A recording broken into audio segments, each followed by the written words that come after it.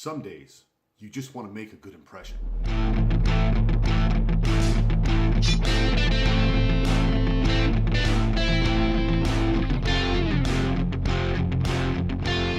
Welcome back to another episode of Starships and Steel.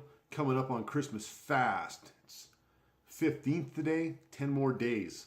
If you don't have your shopping done, get out there and get it done today. That's my plan after I get this video up for you guys. We're drinking some booze today. Shocking, I know. We got a little bit of different stuff today. Last weekend I went down with some friends to visit the Chinook Meadery in Calgary. This is already open, sorry. So this is what is this one called? The Bodacious Blackcurrant Melomel.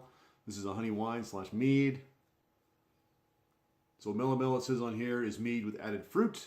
This one has blackcurrant in it, super tasty. So to all my friends out there that like mead, this is for you.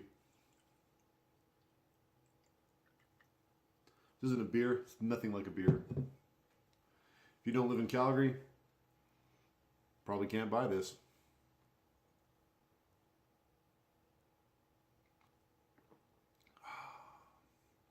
It's pretty good. A little bit of like spice in there. Cinnamons maybe. Sweet. Tasty. That's worth 4 skulls of my enemies right there. There you have it. First mead on channel. Chinook Arch Meadery. 4 skulls of my enemies.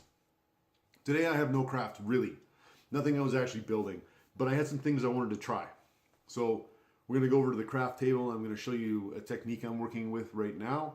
One that I haven't perfected yet, but I thought I would show you where we were and what I was getting done with it. Because it has some potential. So that's all I got to say. We'll get over there and get this started. Today I wanted to go over some ideas that I've been having. These are inspired by a few models I've seen on the internet, as well as the use of the Green Stuff World Rollers. Basically, I want to explore how I might create impressions and relief in XPS foam. Generally, I wanted to use this to create relief areas, either large runes or images depressed into the XPS, as such as we might see in old temple images and drawings and runes and that kind of thing. Overall, the idea is going to be to draw our design, cut around it with a sharp hobby knife, and then depress certain areas. Here, I'm freehanding a basic design onto a piece of XPS foam using a thick Sharpie. In this case, the area I am drawing will represent the raised area. Now, I'm taking that sharp hobby knife, as I mentioned before, and I'm going to follow the outline that I created. Be sure to connect all your lines.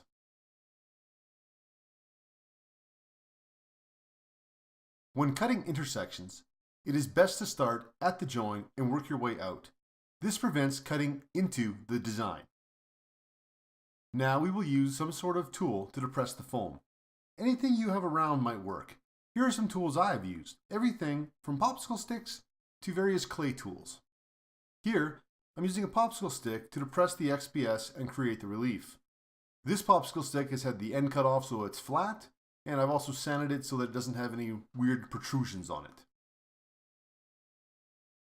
This is the amount of relief that I've been able to get. It's not bad, but it's not awesome either. And to be honest, I haven't been able to get much more no matter how aggressive I am with the tools. Adding texture with a tinfoil ball sadly removes most of the relief on these. Here is a finished runestone, maybe some piece of an ancient and forgotten city. Overall, it turned out not too bad, but I wonder how much visual punch I will get using this versus other techniques.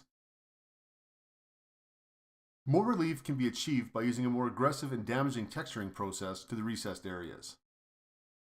It is also possible to create a texture recessed area by cutting into the area and breaking out the small pieces. This, as I'm sure you can tell, is a messy process.